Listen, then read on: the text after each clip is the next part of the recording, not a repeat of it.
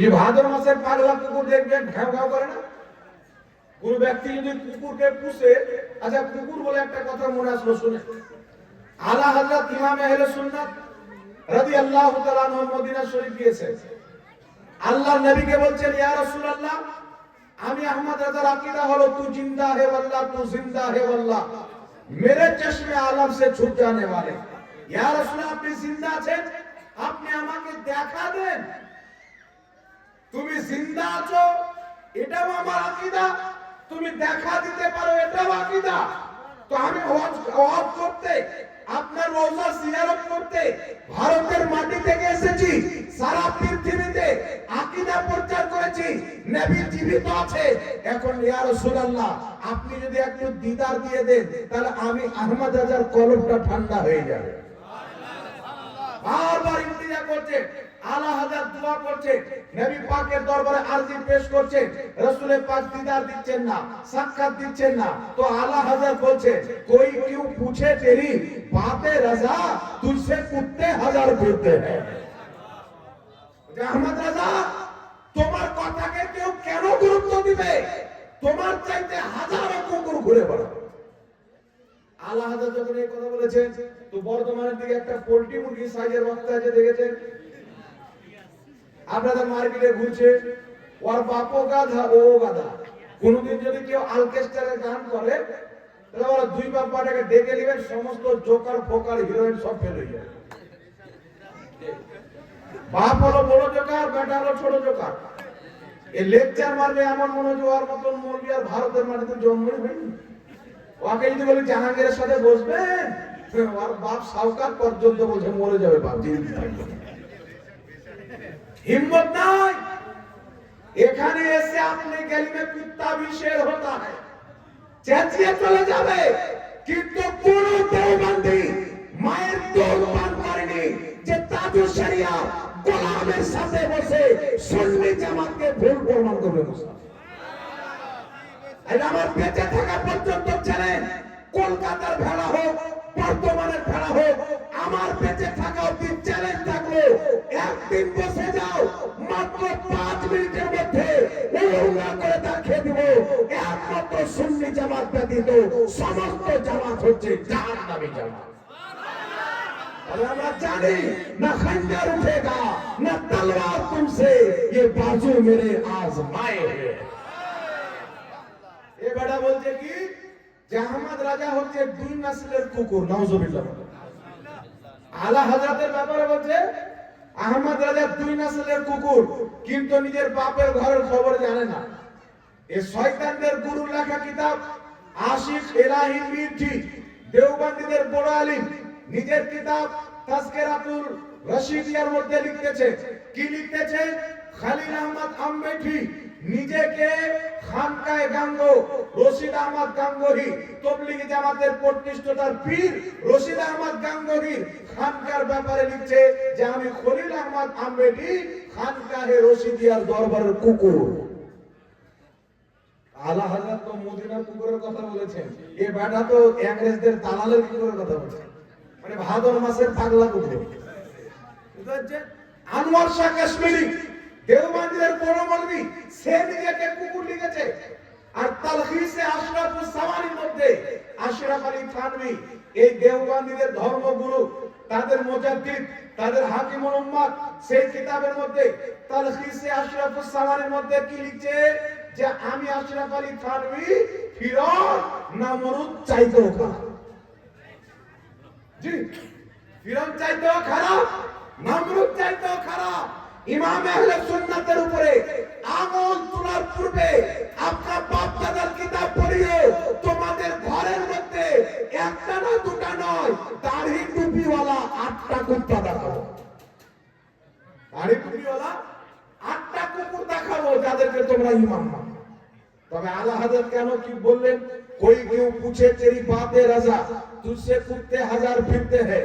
এই আহমদ রাজা, তোমার কথাকে কেউ কেন গুরুত্ব দেবে? তোমার চাইতে অনেক কুকুর মদিনার অলি গলিতে ঘুরে বেড়ায়। মনে রাখবেন মুসলমান, কুকুর বলে তার সিফাতকে মুরাদ নেওয়া হয়।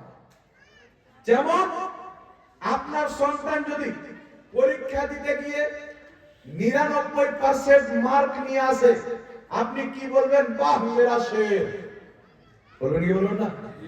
বাহ আমার শের।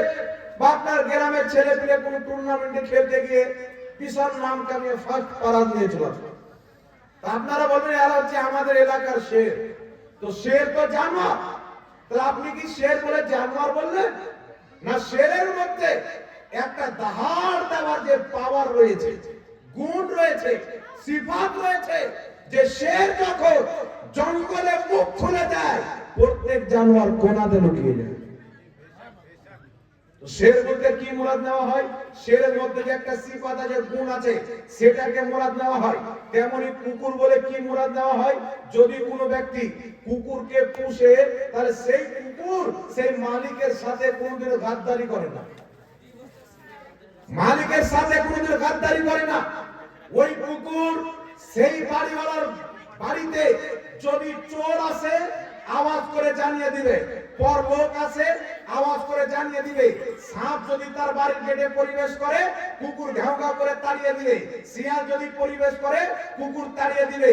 এক কথা, তার বাড়িতে যত রকমের বিষাক্ত সাপ হোক, চোর হোক, ডাকু হোক, যদি কুকুরের মালিকের বাড়িতে ঢুকে কুকুর ঘাউ ঘাউ করে তাকে তাড়িয়ে দেয়। কারণ এই কুকুরকে সে লালন পালন করেছে, কুকুরকে পুষেছে, তাই কুকুর নিজের মালিকের সাথে वफादारी করছে। তো আলা হযরত বলছে, कोई क्यों पूछे तेरी बातें रजा, तुझसे कुत्ते हजार फिरते हैं। अहमद रजा তোমার চাইতে বড় বড় वफादार মদিনায় মুস্তাফার অলি গলিতে ঘোরাঘুরি করে। আলা হযরতের চাইতে বড় वफादार গৌসে আজম আছে না নাই? জোরে বলেন। আলা হযরতের চাইতে বড় বড় वफादार জুনায়েদ বাগদাদি আছে না নাই? ইমাম আযম আবু হানিফা আছে না নাই? তো আলা হযরত সিফাতকে নিয়েছে যে ইয়া রাসূলুল্লাহ, আপনার ইজ্জতের উপরে যেইভাবে যে কোনো ভাষায় যে কোনো মাধ্যমে হামলা করা হবে, আপনার দরবারের খাদিম গোলাম আহমদ রাজা সেইভাবে তাকে জবাব দিবে। বলেন সুবহানাল্লাহ। এইজন্য আলা হযরত বলেছেন, কিন্তু মানুষের সামনে পেশ করে দেখি যে আহমদ রাজা নিজেকে কুকুর বলেছে, কিন্তু ওর বাপ যে নাপাক কুত্তা বলেছেন এটা দেখছে না। বুঝতে পারছেন কত কি বলে রেখেছে? এ বলছে মাজারের পরে মুরগা খাওয়া সুয়ার খাওয়ার চাইতে বলেছে না? কিন্তু ওর বাপ রশিদ আহমদ গাঙ্গুলি লিখছে মন্দিরের পাঠা খাওয়া যায়। ফাতাওয়া রশিদিয়ার মধ্যে লিখছে, কেউ কোনো হিন্দু ভাই যদি মন্দিরের প্রসাদ পাঠায়, পরাঠা পাঠায়, লুচি পাঠায়, এগুলো নেওয়া যাবে কি? বা আরো অন্য কিছু পাঠায়, অর্থাৎ ওই যে জয় মা কালী বলে পাঠা কাটে না, তার মাংস যদি পাঠায় তো নেওয়া ঠিক না বেটি?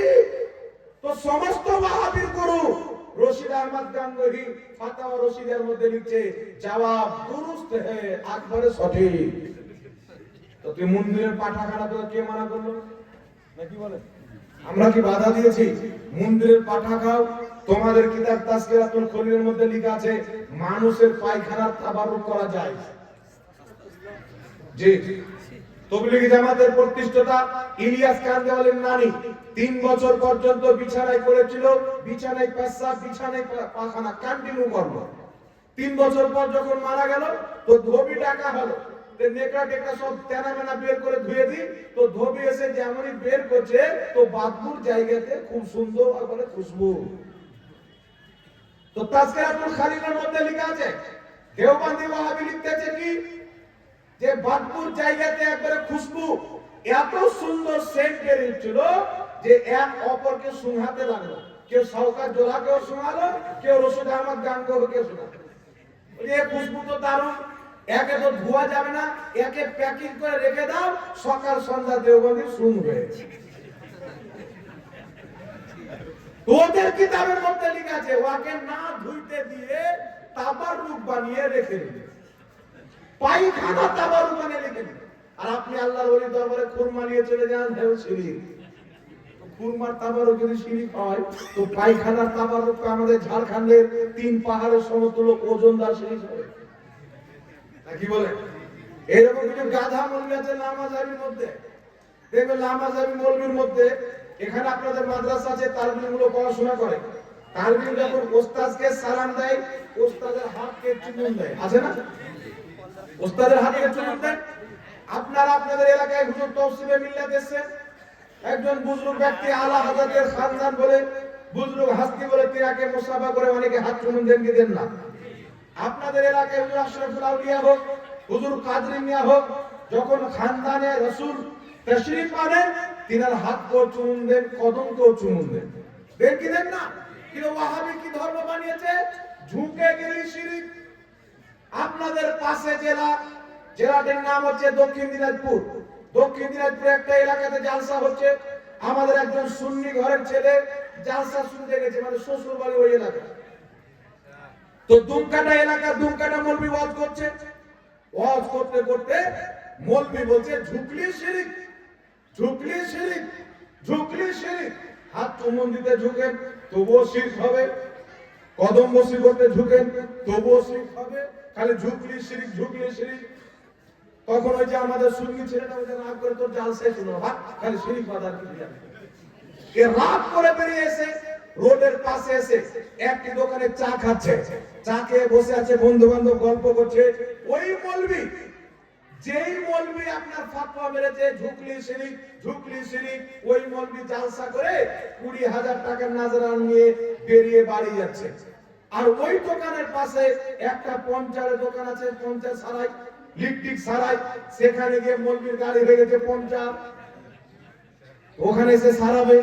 লিক যখন সারাতে এসেছে তো লিক সারা কমপ্লিট, এইবার যে হাওয়া দিবে তো ভোল্টটা ভরতে হবে কি হবে না? তো এই মৌলবি যেমনই ভোল্ট ভরতে গেছে মাথাটা নিচে, তা আমাদের সুন্নি ছেলেটা কলার ধরে বলছে মৌলবি সাহেব শিরক। কিসের শিরক? তুমি তো বললে ঝুঁকলি শিরক, ঝুঁকলি শিরক, ঝুঁকলি শিরক। তো বলছে আমি টায়ারের সামনে কি খোদা মনে করে ঝুঁকেছি? পাড়াস করে দু চার মারিয়ে যে দাঁড়িয়েওয়ালা শয়তান, আমরা কোনো বুজুর্গের সামনে খোদা মনে করে ঝুঁকি? পাড়াস করে চপ ঝুঁকলি যদি শিরক হয়। হুগলির মাটিতে এক জায়গায় জালসা করতে গিয়েছি, আমাকে একটা ছেলে নাস্তা দিচ্ছে, এইভাবে প্লেট দিচ্ছে। আমি বললাম কি বাবা তোমার পেট নিচে হয় না? তো বলছে হুজুর আপনার সামনে যদি আমার মাথা ঝুঁকে যায় তো শিরক হয়ে যাবে না? মানে যে গাধা মৌলবি বক্তব্য শুনেছে, দাড়ি টুপিওয়ালা শয়তানের বক্তব্য শুনেছে, ঝুঁকলি শিরক হয়ে যাবে, তো প্লেট দিচ্ছ তো এইভাবে। আমি বললাম প্লেট দিচ্ছ এইভাবে যেন শিরক না হয়, তো তোমার আম্মা সকালবেলা ঝাড়ু দেয় কিভাবে? এইভাবে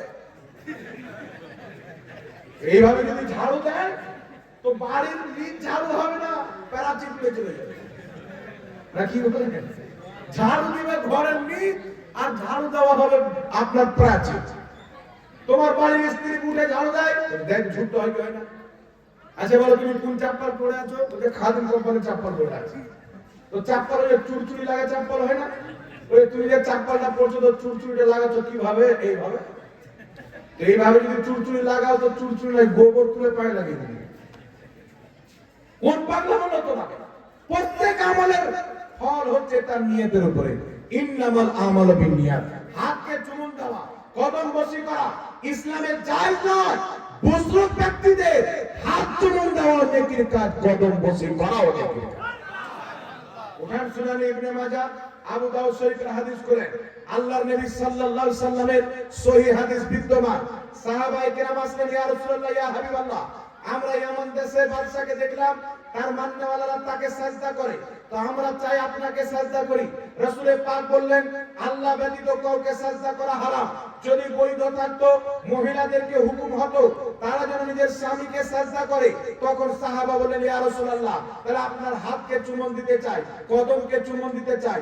সাহাবায়ে কেরাম নবীর হাতকেও চুম্বন দিয়েছেন, নবীর কদমকেও চুম্বন দিয়েছেন। সহিহাদিস দ্বারা প্রমাণিত।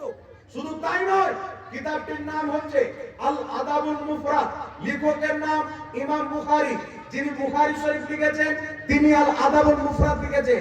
সেই কিতাবের মধ্যে সহিহ সনদে হাদিস বর্ণিত, হযরতে আলী রাদিয়াল্লাহু তাআলা আনহু, নবী পাকের দামাত, নবী পাকের সাহাবী, নবী পাকের চতুর্থ নম্বর খলিফা মাওলা আলী রাদিয়াল্লাহু তাআলা আনহুর নিকটে যখন তিনার চাচা হযরতে আব্বাস আসতেন, হযরতে আলী তিনার কদম ধরে দুইখানা ঠোঁট লাগিয়ে কদমকেও চুম্বন দিতেন, তিনার হাতকেও চুম্বন দিতেন।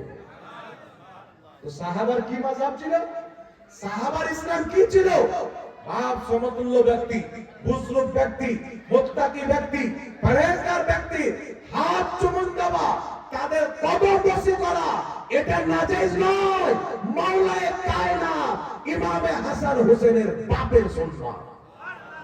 আর নবী বলেছেন আলাইকুম বিসুন্নতি ওয়া সুন্নতি খুলফায়ে রাশিদিন আল মাহদিয়িন, আমার সুন্নাত আমার খলিফাদের সুন্নাত তোমাদের জন্য জরুরি।